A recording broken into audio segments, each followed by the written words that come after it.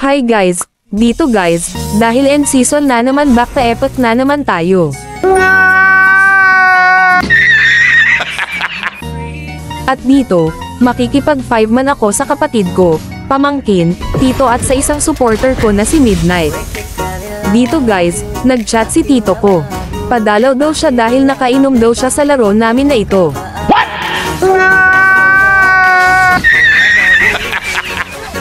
Kaya dito sa buong game, kaya naman ng pamangkin ko yung lane niya, kaya mag-focus ako sa pagdalaw sa tito ko. Yeah, boy. Alam nyo ba guys, ang swerte ng core user kung isa sa bot lane or EXP lane ang no need ng dalawan ng madalas. Alam nyo kung bakit? Kung isang lane lang or dalawa ang madalas dalawan ng core, mas makakapag-focus siya sa pagkuha ng objectives at hindi siya mae-stress kung sino yung una niyang dadalawan.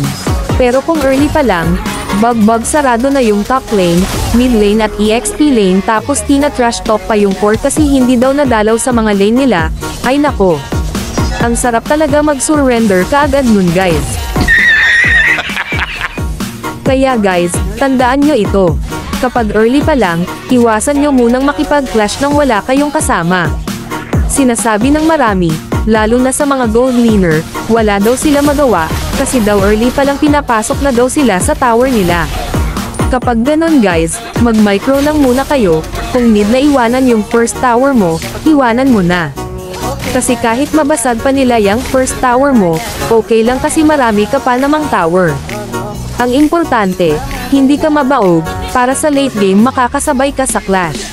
Alam nyo ba guys, pagkasama ko itong pamangkin kung ito mag-RG. Iwas stress talaga yung kapogian ko, kasi kahit pa tatlo makaharap niya sa lane niya sa early. Kayang-kaya niyang sabayan nang hindi siya nakikill at naipapabasag yung tower niya. O siya, masyado na akong maraming dull guys, 2 game itong content ko na ito, kaya panoorin nyo hanggang dulo.